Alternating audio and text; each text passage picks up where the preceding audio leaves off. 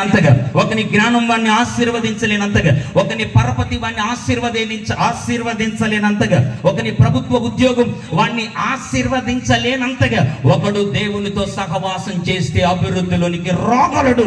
దేవునికి సమస్తము సాధ్యం. ఈ రాత్రి ప్రభు మాట్లాడుతున్నాడు, ఈ రాత్రి పరిశుద్ధాత్మ దేవుడు మాట్లాడుతున్నాడు.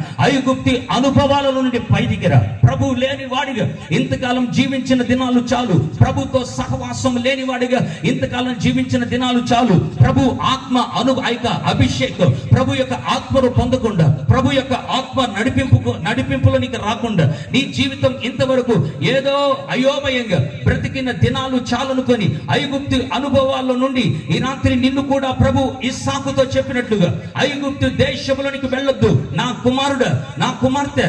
ఐగుప్తు అనుభవాలలో ఉండింది చాలు. ప్రార్థన లేని వాడిగా, విచారించని వాడిగా, నిర్లక్ష్య పెట్టిన వాడిగా, నన్ను కాదనుకున్న వాడిగా, నన్ను వద్దనుకున్న వాడిగా, నా సన్నిధిలో ప్రార్థించని వాడిగా నీ బ్రతుకులో బ్రతికిన దినాలు నీ జీవితంలో చాలు అని అనుకొని నీ జీవితంలో మనుషులుంటే చాలు, బంధువులుంటే చాలు, వారితో ఆనందం ఉంటే చాలు, వారు మా ఇంటికి వస్తే చాలు, నేను వారింటికి పోతే చాలు, మనుషుల మధ్యలో ఉంటే చాలు, వారే నా జీవితానికి ఏదో నా జీవితాన్ని ఎలగబెడతారని నీ జీవితంలో ప్రభులో జీవించిన దినాల నుండి, అనుభవాలలో నుండి నువ్వు బయటకు వచ్చి ఐగుప్తులోనికి నేను కూడా వెళ్ళను ప్రభువా అని నీ జీవితంలో రాత్రి తీర్మానం తీసుకొని ఆయనతో సహవాసం చేయగలిగితే నీవెవడవైనా, నీ స్థితిగతులు ఏదైనా, నీ పరిస్థితులు ఒకవేళ ఎటు వెళుతున్నాయో నీకు అర్థం కాకపోయినా ఈ రాత్రి పరిశుద్ధాత్మ దేవుడు వాగ్దానం చేస్తున్నాడు. ఫ్రమ్ హియర్, ఇక్కడ నుండి నువ్వు అభివృద్ధి పొందడం ప్రారంభిస్తావు అని ఆత్మదేవుడు వాగ్దానం చేస్తున్నాడు. నమ్మిన వారు గట్టిగా చప్పట్లు కొట్టు యేసయ్య నామాన్ని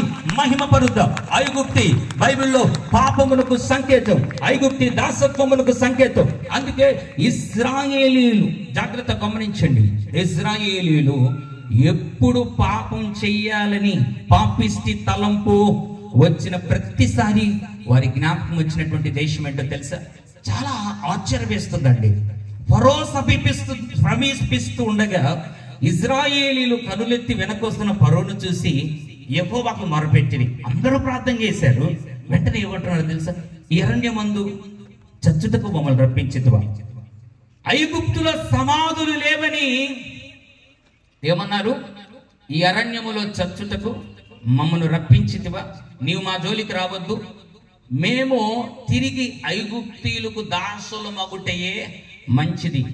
పాపం ఎప్పుడు కూడా ఆత్మీయ జీవితంలో ఐగుప్తు అనుభవాలలోకి లాక్కెళ్తుంది.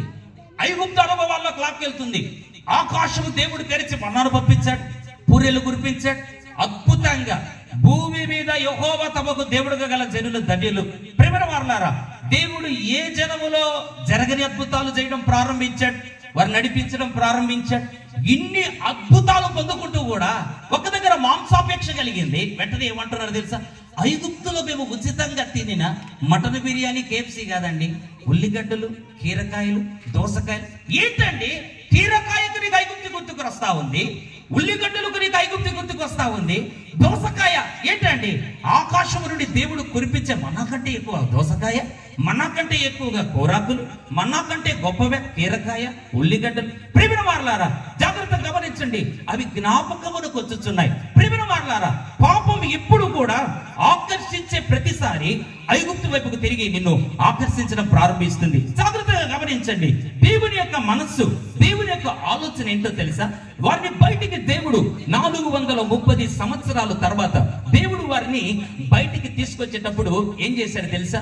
ఫిలిస్తీన్ల దేశం, వినాలి ప్రియులారా, ఫిలిస్తీన్ల దేశం సమీపమైనను కూడా ఒకవేళ శత్రువులు చూచి వారు ఒకవేళ ఐగుప్తు వైపుకు మళ్ళుతారేమో అని చెప్పి దేవుడు దగ్గరగా ఉండే ఆ యొక్క మార్గమును దేవుడు ఎంచుకోకుండా చుట్టూ దారియగు ఎర్ర సముద్రం గుండా దేవుడు తీసుకెళ్ళాడు. అంటే అర్థం ఏంటి?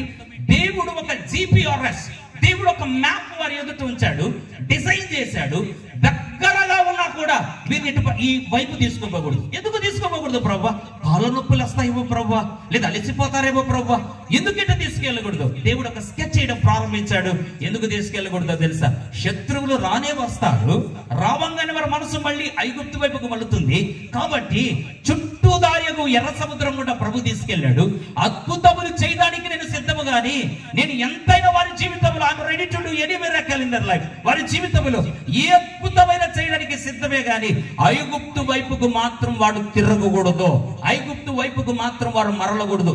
ఎంత ఆశ్చర్యం వేస్తుందంటే దేవుని బిడ్డలారా, ఆ సమాధులు కూడా విమోచించబడిన తర్వాత, రక్షించబడిన తర్వాత, ఎర్ర సముద్రము అన్ని దాటుకుని వచ్చిన తర్వాత వారు ఆ దాటకు మునుపు అన్ని 10 తెగులు వారు దేవుడు ఐగుప్తు దేశంలో వారి నిమిత్తం తలకిందలుగా ఐగుప్తుని చేయడానికి 10 తెగులను ఐగుప్తు దేశం అంతటిని కలవరపరిచి ఆ విషయాలని కనులారా చూస్తూ ఉన్నప్పటికీ, పగలు మేఘస్తంభం, రాత్రి అగ్నిస్తంభం, వీటన్నిటిని చూస్తూ ఉన్నప్పటికీ కూడా వినండి జాగ్రత్తగా, వారు కోరుకునేది ఏంటో తెలుసా? మా సమాధులు కూడా ఎక్కడ ఉండాలి? ఐగుప్తులోనే ఉండాలి. జాగ్రత్త గమనించండి. అమెరికా దేశంలో చనిపోయిన డెడ్ బాడీ ఎక్కడికి రావాలి? అమెరికాలో చనిపోయిన వాడి యొక్క మృతదేహం ఎక్కడికి రావాలి? డెడ్ బాడీ ఎక్కడికి రావాలని కోరుకుంటారు? చెప్పండి, తెలిసిన విషయాలే కదా, పెద్ద సుదీర్ఘమైన మర్మముతో కూడిన ప్రశ్న వేయలేదు కదండి. ఎక్కడికి కోరుకుంటారు? ఎంత మారుమూల ప్రాంతమైనా అక్కడికి రావాలని కోరుకుంటారు. ప్రపంచంలో ఎక్కడ చనిపోయినా నా సొంతూరులో పాతి పెట్టబడాలని కోరుకుంటారు. అయితే ఇన్ని అద్భుతాలు చేసి దేవుడు వారిని బయటకు తీసుకొస్తే వారు కోరుకుంది ఏంటో తెలుసా? మా సమాధి కూడా ఎక్కడ ఉండాలి? ఐగుప్తులోనే ఉండాలి.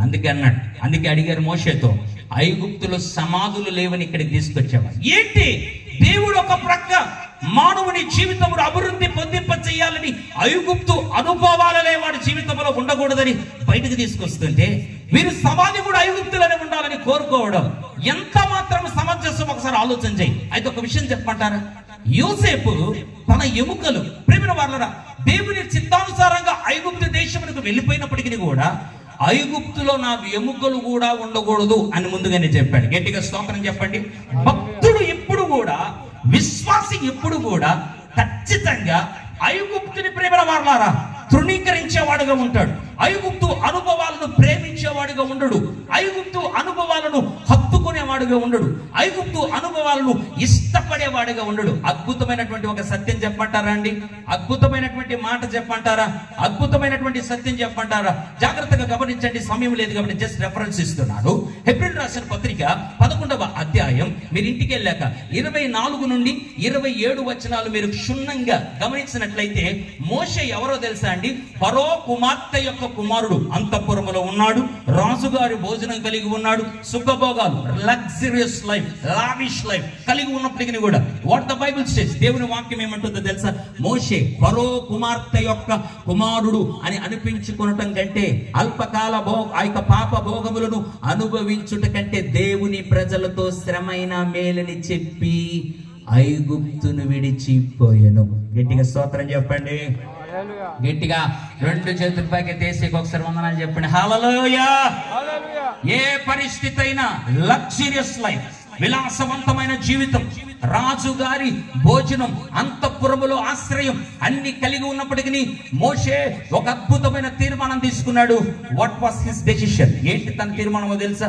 ఐగుప్తుని విడిచిపోతే చాలురా బాబు, ఐగుప్తులో నేను ఉండకూడదు. ఫరో కుమార్తె యొక్క కుమారుడు నాకు ఆధిక్యతగా ఉండకూడదు. దేవుని ప్రజలు నా దేవుని పిల్లలతో శ్రమలు అనుభవించటకు కూడా నేను సిద్ధపడతాను. అయితే ఐగుప్తులో మాత్రం ఉండకూడదు. కారణం ఏంటి?